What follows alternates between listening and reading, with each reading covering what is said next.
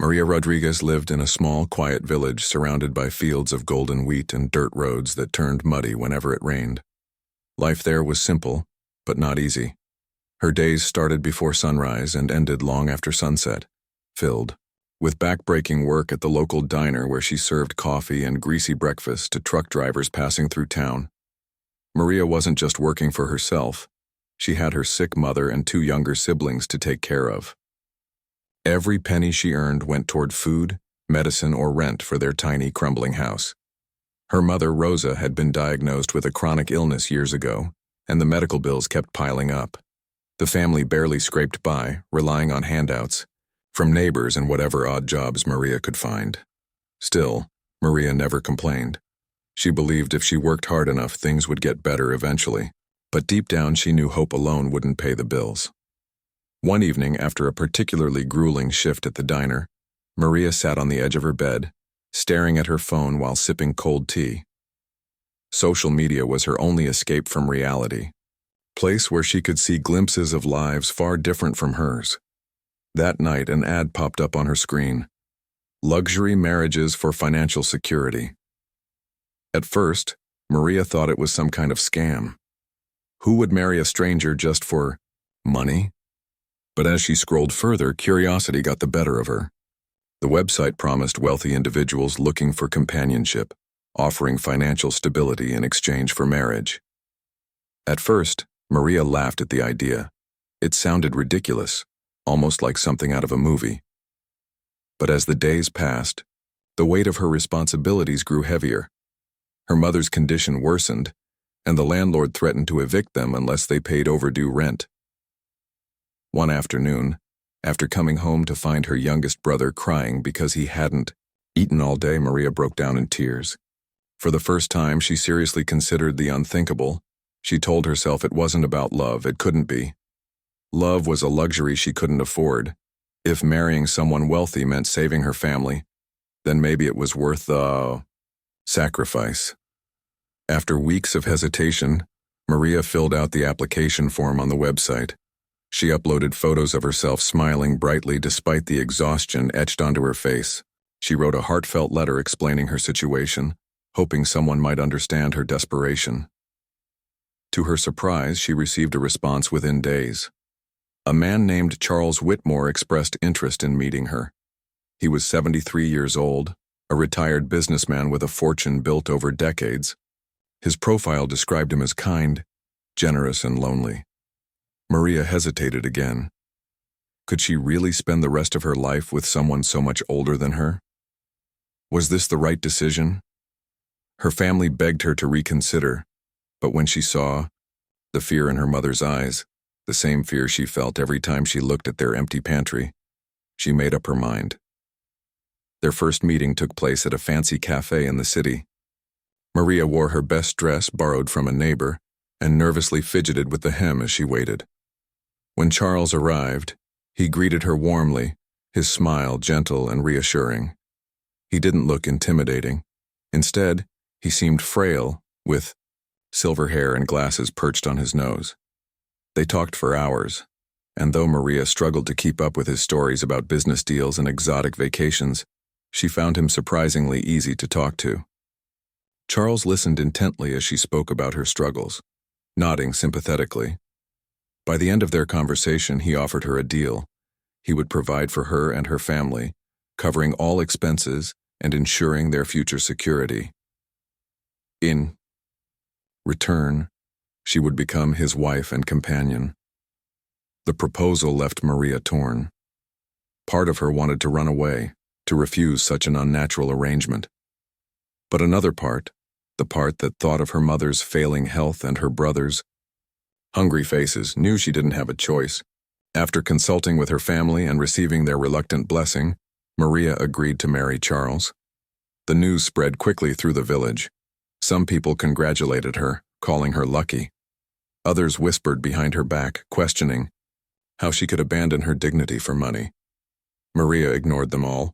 She focused on practical matters, packing her belongings and preparing to leave the only home she'd ever known. On the morning of her departure, she hugged her mother tightly, promising to send money home regularly. Her brothers clung to her, legs, begging her not to go, but she forced herself to smile and reassure them everything would be okay. As the car pulled away from the village, Maria stared out the window, watching familiar sights fade into the distance. Her heart ached with uncertainty, but she reminded herself why she was doing this. This wasn't about her happiness. It was about survival. She repeated those words silently, clinging to them like a lifeline as the road stretched ahead into the unknown. Little did she know, the journey she was embarking on would lead her to discoveries far beyond anything she could have imagined. The day of the wedding arrived sooner than Maria expected. It was nothing like the modest ceremonies she had attended in her village, where guests sat on wooden benches under string lights and danced to music played on a battered old speaker. This time, everything was extravagant. The venue was a grand estate with sprawling gardens, marble fountains, and chandeliers that sparkled like stars. Waiters in crisp uniforms glided between tables, serving hors d'oeuvres and champagne to elegantly dressed guests who spoke in hushed tones about stocks, yachts, and vacation homes.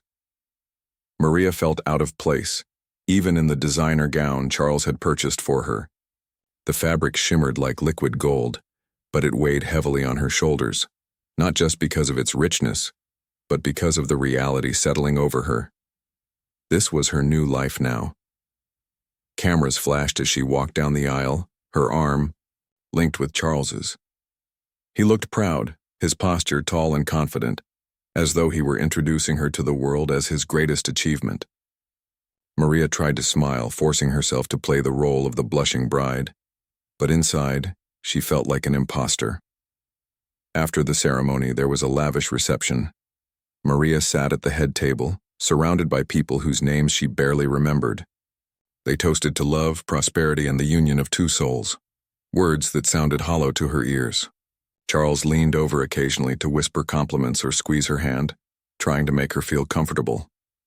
"You look beautiful," he said more than once, his voice warm and sincere.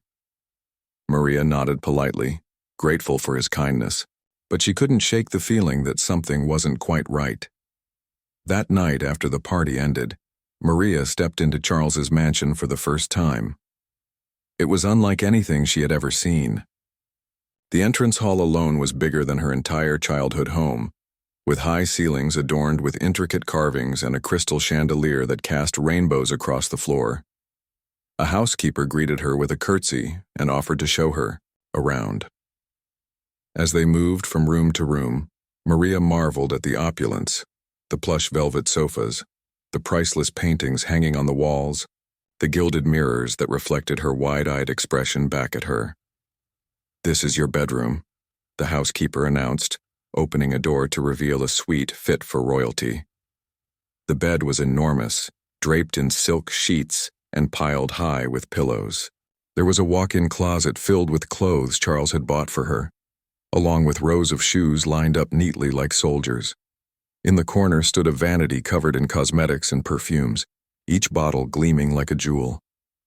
Maria ran her fingers over the items, half expecting them to vanish like a dream.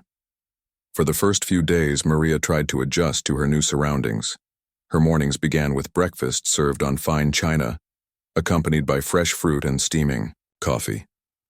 She wandered through the mansion, exploring every nook and cranny, marveling at how much space one person could occupy. Charles encouraged her to treat the place as her own, offering her access to anything she desired. He gave her a credit card with no limit, telling her to buy whatever made her happy. At first, Maria hesitated, unsure if she should accept such generosity, but Charles insisted. "You deserve it," he said with a smile. "Consider it my way of saying thank you." And so Maria started to indulge in small pleasures. She ordered books online, filling shelves with stories she had always wanted to read. She signed up for cooking classes, determined to learn how to prepare meals worthy of the mansion's state-of-the-art kitchen. She even joined a local gym, hoping to stay active despite the sedentary lifestyle the mansion seemed to encourage. For a while, she convinced herself that this was enough, that luxury could replace the emptiness gnawing at her heart. But beneath the surface, unease began to creep in. Charles was kind, yes, but also distant. He spent most of his days locked away in his private study, emerging only for meals or brief conversations. When Maria asked what he did in there, he simply smiled and said, "Business matters." His evasiveness puzzled her, especially since he rarely mentioned work outside of vague references to investments and properties. She noticed other peculiarities too. The staff, though polite, avoided eye contact when speaking to her. They whispered among themselves when they thought she wasn't listening, their voices low and hurried. Once, she caught a glimpse of a clipboard, carried by one of the maids. It listed tasks written in shorthand, including instructions to clean certain rooms, only when Mr. Whitmore is absent. Then there were the locked doors. Several areas of the mansion remained off-limits, marked with signs warning against entry. One door in particular caught Maria's attention, a heavy oak door at the end of the second-floor hallway. Unlike the others, this one had no label or explanation. When she asked Charles about it during dinner one evening, his expression darkened slightly before returning to its usual calm demeanor. "That room holds memories I'd rather forget," he replied, cryptically. Some things are better left alone. Maria let the matter drop, but her curiosity lingered. She found herself staring at the door whenever she passed it, wondering what secrets lay behind it. What could possibly be so important, or so dangerous, that Charles would forbid anyone from entering? The question haunted her, planting seeds of doubt in her mind. Was this truly the life she had signed up for? Had she traded one form of hardship for another, far more sinister one? Despite her growing unease, Maria tried to focus on the positives. She reminded herself why she had agreed to this arrangement, to save her family. And in many ways she had succeeded. Money flowed steadily to her mother's medical bills, ensuring Rosa received the care she needed. Her brothers wrote letters, describing their improved lives thanks to the funds Maria sent regularly. Knowing she had made a difference brought her some comfort, even as the shadows of the mansion loomed larger in her thoughts. Still, Maria couldn't ignore the nagging feeling that something was terribly wrong. The luxury surrounding her felt like a gilded cage, beautiful yet suffocating. She longed for freedom, for honesty, for answers. But for now, all she could do was wait and watch. By the end of her first week in the mansion, Maria's initial awe had begun to fade, replaced by a growing sense of unease. The grandeur that once dazzled her now felt suffocating, like an elaborate mask hiding something darker beneath. Every corner of the house seemed to whisper secrets, and every locked door felt like a barrier to the truth. Charles, though kind on the surface, grew more distant with each passing day. His absences became longer, his explanations vaguer, and Maria couldn't shake the feeling that he was deliberately keeping her in the dark. One morning, Maria woke up early, unable to sleep. She wandered through the mansion, hoping the quiet solitude would calm her restless mind. As she passed the study, Charles's private sanctuary, she noticed the faint glow of light seeping from underneath the door. Curiosity tugged at her, urging her to knock, but she hesitated. Something about the way Charles guarded his space made her uneasy, as though stepping inside without permission would unleash consequences she wasn't ready to face. Instead, she continued down the hallway, pretending not to notice. Later that afternoon, Maria decided to explore the gardens. The sprawling estate was breathtaking, with manicured hedges, blooming flowers, and a fountain that sparkled under the sunlight. But even here, surrounded by beauty, Maria couldn't escape the tension gnawing at her. She sat on a bench near the edge of the property, staring out at the horizon. Her thoughts drifted back to her village, the simplicity of life there, the warmth of her family, and she wondered if she had made a mistake. Had trading her freedom for wealth been worth it? Could she ever truly belong in this world of luxury and secrets? That evening, as Maria prepared for dinner, Charles appeared unusually distracted. He barely spoke during the meal, pushing food around his plate with a fork while glancing repeatedly at his watch. When the phone rang, he excused himself abruptly, leaving Maria alone at the table. She watched him disappear into the study, closing the door firmly behind him. Moments later, she heard muffled voices, Charles speaking urgently, though she couldn't make out the words. The call ended quickly, and within minutes, Charles emerged, dressed in a suit and holding his car keys. "I have to leave," he announced, his tone clipped. "An urgent matter has come up." "Is everything okay?" Maria asked, rising from her seat. "It's nothing to worry about," Charles replied, avoiding her gaze. "I'll be back late tonight. Don't wait up." Before Maria could respond, he was gone, the sound of his car engine fading into the distance. Left alone in the cavernous mansion, she felt a chill creep over her. The staff had already retired for the night, and the silence pressed down on her like a heavy blanket. For the first time since moving in, Maria realized just how isolated she was. There was no one to talk to, no one to share her fears with. The weight of her loneliness bore down on her, heavier than ever before. Unable to sit still, Maria paced, the halls, her footsteps echoing softly against the marble floors. Her eyes kept drifting toward the forbidden door at the end of the second-floor hallway, the one Charles had warned her not to enter. The more she thought about it, the stronger her curiosity became. What was he hiding? Why did he seem so determined to keep her away from that room? The questions swirled in her mind, relentless and unyielding. Finally, after what felt like hours of internal debate, Maria made a decision. She wouldn't let fear dictate her actions anymore. If Charles wanted her trust, he needed to earn it, and, until then, she owed him nothing. With trembling hands, she approached the door, her heart pounding in her chest. She tried the handle first, expecting it to be locked, but to her surprise it turned easily. For a moment she froze, wondering if this was some kind of test. But when nothing happened, she pushed the door open and stepped inside. The room was dimly lit, illuminated only by the soft glow of a desk lamp in the corner. At first glance it looked ordinary. A study much like Charles's, with shelves lined with books and papers scattered across the desk. But as Maria's eyes adjusted to the light, she began to notice details that sent a shiver down her spine. The walls were covered in photographs, newspaper clippings, and handwritten notes pinned together with string. Each cluster told a story, connecting dots between names, dates, and locations. And then, Maria saw something that stopped her breath cold. Among the photos were pictures of young women who looked eerily like her. Their faces stared back at her from the wall, frozen in time. Some of the images were faded, torn at the edges, while others appeared recent, printed on glossy paper. Beneath each photo were captions detailing their backgrounds, where they came from, their struggles, their dreams. Maria recognized the pattern immediately. They were all vulnerable, just like she had been. Poor, desperate, and searching for a way out. Her knees buckled and she leaned against the wall for support. Panic surged through her veins as she scanned the room further. On a large map pinned to the far wall, red pins marked various locations across the country. Beside each pin was a name, one of the women from the photographs. Maria's stomach churned as realization dawned on her. These weren't random strangers, they were victims. Women who had disappeared without a trace, their cases dismissed, or forgotten by society. And somehow Charles was connected to them all. Tears blurred her vision as Maria stumbled backward, clutching the door frame for balance.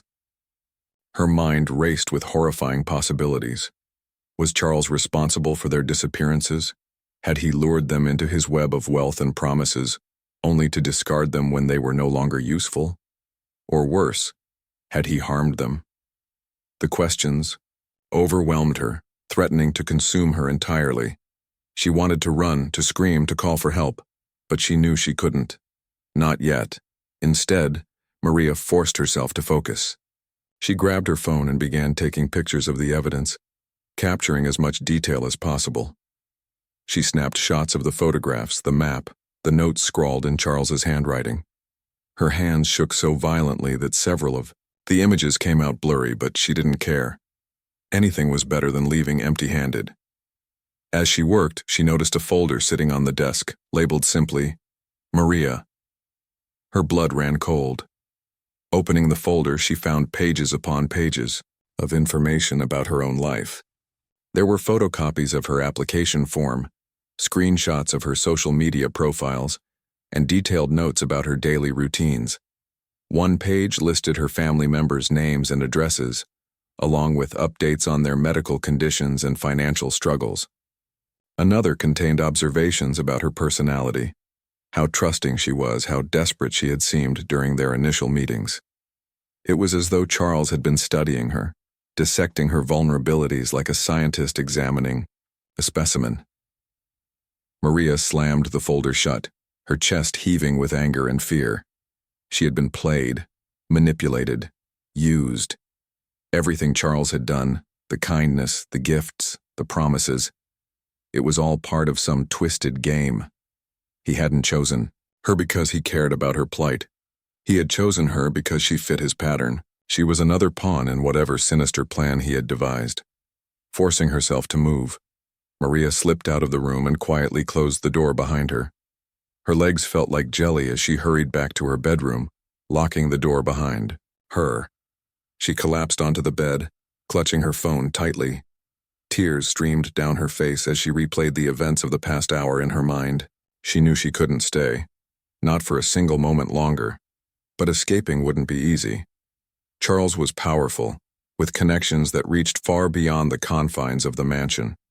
If she acted rashly, she risked putting herself, and her family, in even greater danger. As the night wore on, Maria lay awake, staring at the ceiling. Sleep eluded her, replaced by a whirlwind of thoughts and emotions. She replayed every interaction with Charles, analyzing his words and actions for hidden meanings. The kindness she had mistaken for genuine affection now seemed calculated, deliberate. The gifts he had showered upon her weren't tokens of love. They were tools of control. And the mansion, her gilded prison, wasn't a home. It was a trap. But amidst the fear and despair, a spark of determination ignited within her. Maria refused to become another name on Charles's wall, another victim lost to his greed and cruelty. Whatever it took, she would fight back. She would expose the truth, no matter the cost. Because deep down, she knew one thing for certain. She wasn't going to let Charles win. The next morning, Maria woke up with a heavy heart but a clear mind. She had spent hours lying awake in bed, staring at the ceiling and replaying everything she had discovered in that forbidden room. The photographs, the map, the folder labeled with her name. It all painted a horrifying picture of Charles Whitmore's true intentions. He wasn't just a wealthy man looking for companionship. He was someone far more dangerous, someone who preyed on vulnerable women like her. But instead of succumbing to fear, Maria resolved to take action. She couldn't let herself become another victim. Her first step was gathering evidence. She knew she couldn't rely solely on the photos she had taken with her phone. They might not be enough to convince anyone. So, as quietly as possible, she returned to the forbidden room. Her hands trembled as she opened the door again, half expecting Charles to appear out of nowhere and catch her in the act. But the mansion remained eerily silent, the staff nowhere to be seen. Taking a deep breath, Maria slipped inside. This time she worked methodically, focusing on the details she hadn't noticed before. Among the newspaper clippings, she found articles about missing women whose cases had gone cold. Some dated back decades, while others were recent, their faces hauntingly familiar. There were also handwritten notes detailing personal information, social security numbers, bank account details, even medical records. It was as though Charles had been meticulously documenting every aspect of these women's lives. Maria shuddered at the thought of how much effort he must have put into tracking them down. She decided to take physical items this time, knowing they would carry more weight than digital copies. She stuffed several documents into her bag, careful not to disturb the arrangement too much. If Charles suspected someone had tampered with his collection, it could jeopardize her plans. She also grabbed one of the photographs, a young woman with bright eyes and a hopeful smile, and slipped it into her pocket. Something about the girl's expression reminded Maria of herself, and she vowed to make sure her story didn't end the same way. Once she had gathered what she needed, Maria retreated to her bedroom. She locked the door behind her and spread the evidence across the bed, examining each piece carefully. As she pieced together the puzzle, a chilling pattern emerged. Many of the women had vanished shortly after meeting Charles or entering into financial agreements with him. Others had simply disappeared without explanation, leaving behind families desperate for answers. And then there were the locations marked on the map, remote areas where bodies might never be found. Maria realized she couldn't handle this alone. She needed help, but she didn't know whom to trust. The local authorities? They might dismiss her claims as paranoia or, worse, side with Charles due to his wealth and influence. Her family. Telling them would only put them in danger. For now, she had to keep her discovery a secret, sharing it with no one except someone she absolutely trusted. That's when she remembered Elena, her childhood best friend who lived in the city. Elena worked as a journalist, always eager to uncover the truth behind scandals and injustices. If anyone could help Maria expose Charles, it was her. With trembling fingers, Maria dialed Elena's number. When her friend answered, Maria struggled to find the right words. "Elena, I need your help," she whispered, glancing nervously toward the door. "It's complicated. Can we meet somewhere safe?" Elena agreed immediately, sensing the urgency in Maria's voice. They arranged to meet at a small cafe downtown later that afternoon. To avoid suspicion, Maria told the housekeeper she was going shopping and left the mansion with her bag slung over her shoulder. The drive to the cafe felt endless, every car behind her seeming like a potential threat. By the time she arrived, her nerves were frayed, but she forced herself to stay calm. When Elena saw Maria, she gasped. "You look terrible," she said bluntly, pulling her into a tight hug. "What's going on?" Over steaming cups of coffee, Maria spilled everything: the marriage, the mansion, the forbidden room, and the evidence she had collected. Elena listened intently, her face growing paler with each revelation. When Maria finished, Elena leaned back in her chair, visibly shaken. "This is huge," she murmured.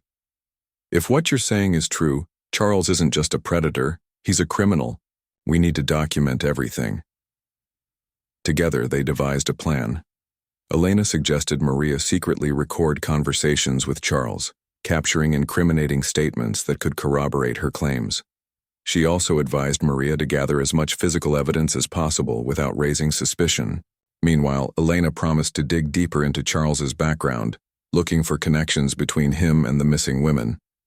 Armed with a renewed sense of purpose, Maria returned to the mansion. Over the next few days, she played her role as the dutiful wife, pretending nothing was wrong.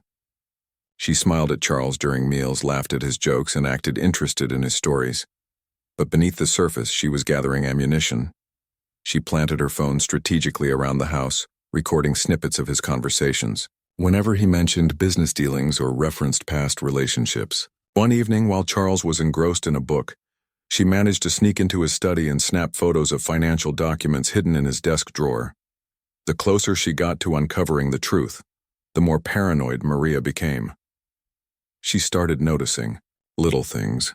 Charles watching her with an intensity that made her skin crawl, the staff exchanging knowing glances when they thought she wasn't looking. Even the air in the mansion seemed heavier, charged with tension. She began sleeping with her phone under her pillow, ready to call Elena at a moment's notice if something went wrong. One night, Maria's fears came to a head.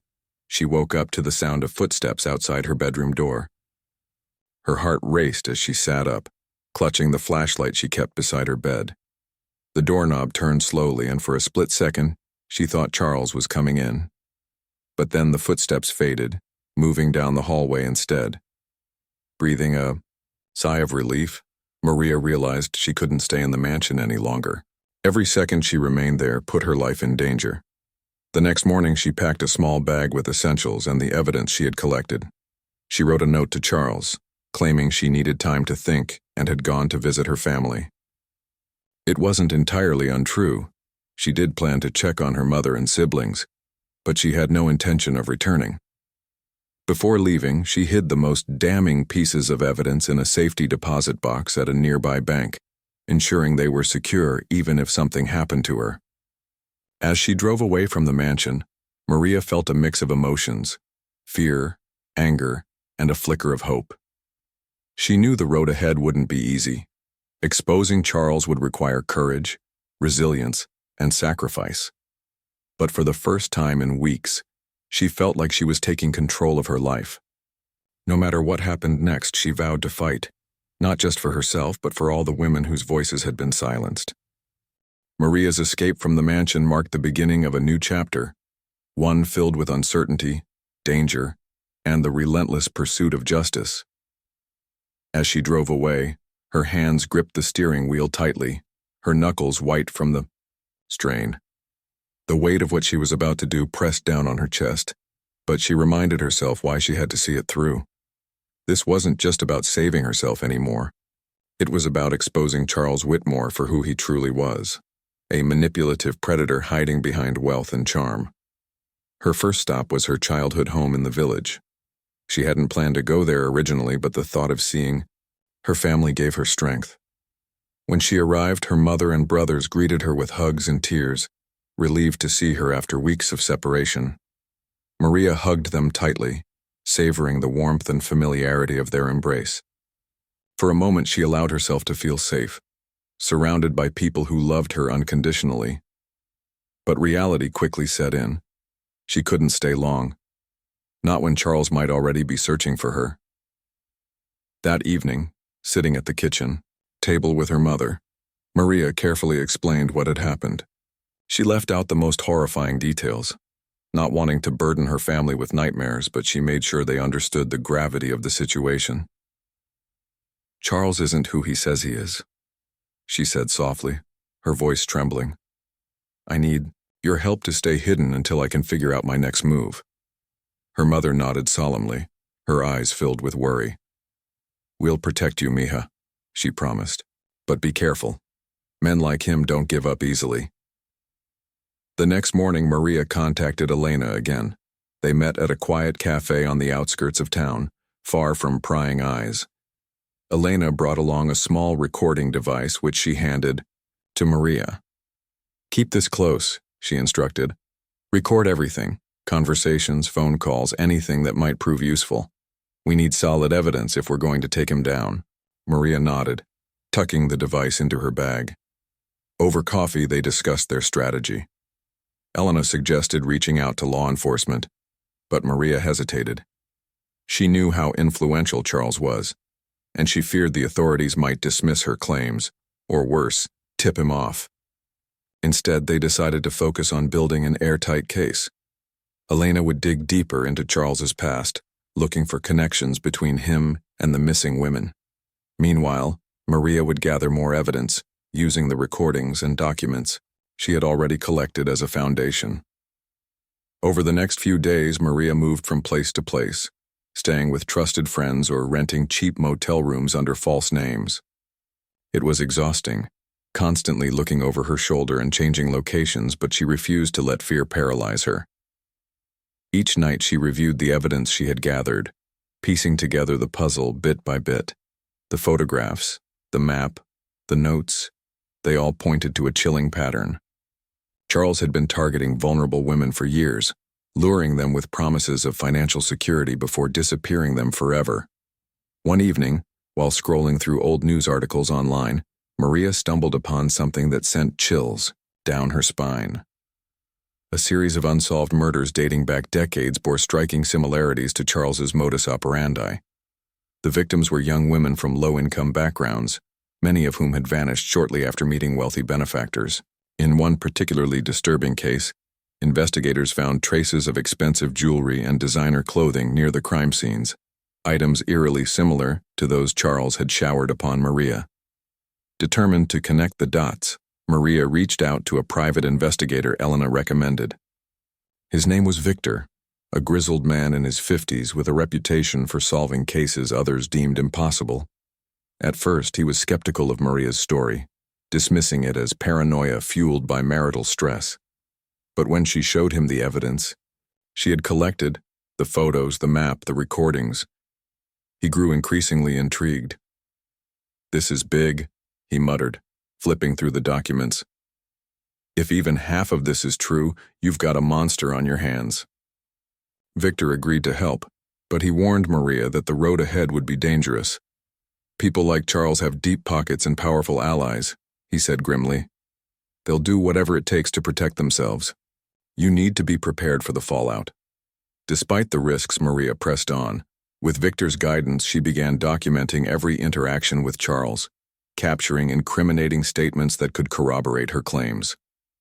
One afternoon, while pretending to reconcile, she called Charles and recorded their conversation. He spoke casually about his past arrangements, referring to them as necessary sacrifices. Though vague, his words carried sinister undertones that sent shivers down Maria's spine. As the investigation progressed, Elena published a series of articles exposing Charles's dark secrets.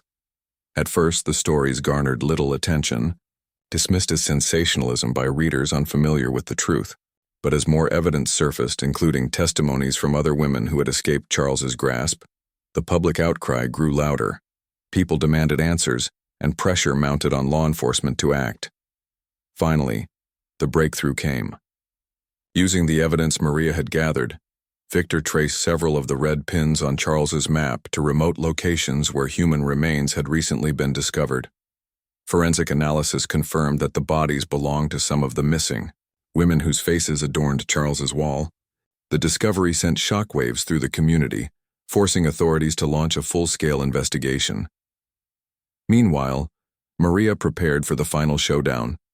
Knowing Charles would stop at nothing to silence her, she relocated to a secure location provided by Victor. She spent her days rehearsing her testimony, mentally preparing herself for the trial ahead. It wouldn't be easy, facing Charles in court, reliving the trauma, but she knew it was necessary. Justice couldn't wait. On the day of Charles's arrest, Maria watched the news unfold from the safety of her hideout. Officers swarmed the mansion, confiscating files, computers, and other incriminating materials.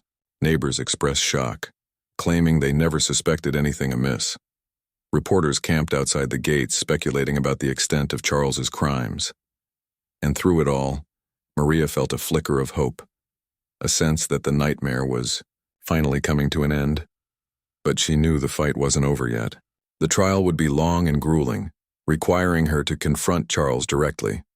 She steeled herself for the challenge, drawing strength from the knowledge that she wasn't alone. Her family, Elena, Victor, they were all fighting alongside her, united in their quest for justice. Together, they would ensure that Charles paid for his crimes, and that no other woman would suffer the same fate. As night fell, Maria stood by the window, staring out at the stars. For the first time in months, she allowed herself to dream of a future free from fear. It wouldn't be easy to rebuild her life, but she was determined to try.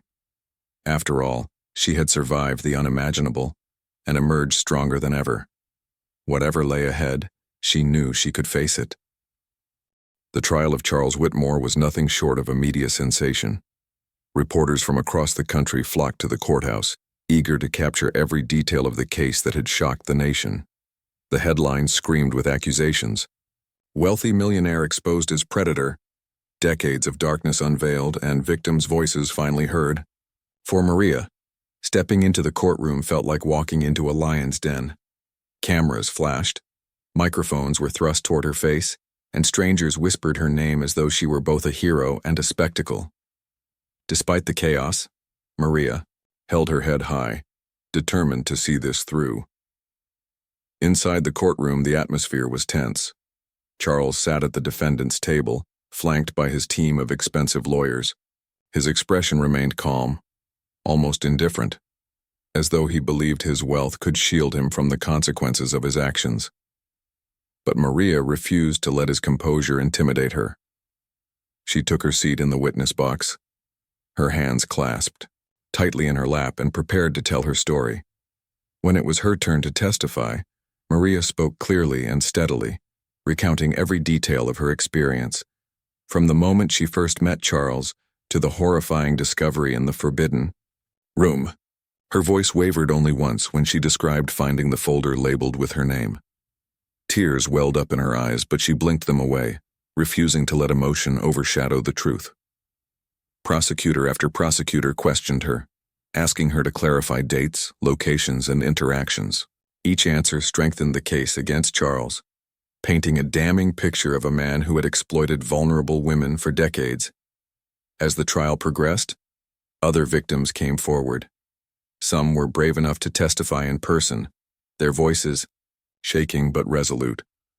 Others submitted written statements or provided video testimonies unable to face Charles directly. Together, they formed a chorus of pain and resilience, united in their determination to hold him accountable. One woman, a former waitress named Sarah, recounted how Charles had promised to pay for her education before abruptly cutting off contact. Another, a single mother named Lisa, described being coerced into signing documents she didn't understand, only to find herself trapped in a web of debt. Their stories echoed Maria's own, revealing a pattern of manipulation and cruelty that left no room for doubt. Charles's defense team fought fiercely, attempting to discredit the evidence and cast doubt on the credibility of the witnesses. They argued that the photographs and notes found in the mansion were merely research materials for a book Charles had planned to write about social issues. They claimed the map was part of an investment strategy, pointing out profitable real estate opportunities rather than marking grave sites. But their arguments crumbled under scrutiny, especially when forensic experts presented irrefutable proof linking Charles to the crime scenes. DNA evidence, financial records, and surveillance footage all pointed to one undeniable conclusion: Charles Whitmer was guilty. Throughout the trial, Maria leaned heavily on her support system. Elena attended every session, jotting down notes for her articles and offering words of encouragement during breaks. Victor stayed close by, ensuring Maria's safety and guiding her through the legal process. Her family sent daily messages of love and strength, reminding her why she had started this fight in the first place. Even strangers reached out, sending letters and messages of gratitude for her bravery. These small acts of kindness kept Maria grounded, helping her push through moments of doubt and exhaustion. After weeks of testimony, closing arguments, and deliberation, the jury finally reached a verdict. The courtroom fell silent as the foreman stood to deliver the decision. Maria gripped the edge of her seat, her heart pounding so loudly she feared everyone could hear it. When the word "guilty" rang out, a collective gasp rippled through the room. Cheers erupted from the gallery, but Maria simply exhaled, a long, shaky breath she hadn't realized she'd been holding. It was over. Justice had been served. Charles was sentenced to life in prison without the possibility of parole. As the bailiff led him away in handcuffs, he glanced back at Maria, his eyes cold and empty. For a brief moment, she felt a flicker of fear, but then she remembered something important. He no longer had power over her. She had faced him, exposed him, and defeated him. That knowledge gave her a sense of peace she hadn't felt in years. In the days following the trial, Maria began the slow process of rebuilding her life. With the settlement money from the divorce, she purchased a modest home near her family, choosing a quiet neighborhood where she could start fresh. She also founded a foundation dedicated to helping women escape abusive situations, using her own experiences to guide others. The organization provided resources, legal aid, counseling, job training, and served as a safe haven for those in need. Maria poured her heart into the work, finding purpose in turning her pain into something positive. Elena continued to write about the case, publishing a series of investigative pieces that shed light on systemic issues like economic exploitation and gender-based violence. Her articles sparked conversations nationwide, prompting lawmakers to introduce stricter regulations around arranged marriages and financial agreements. Maria's courage inspired countless others to come forward with their own stories, creating a ripple effect of awareness and change. Though scars remained both visible and invisible, Maria learned to live with them. She forgave herself for the choices she had made out of desperation, recognizing that survival was its own form of strength. She reconnected with old friends, spent time with her family, and even started taking art classes, rediscovering a passion she had abandoned long ago. Slowly but surely, she began to heal.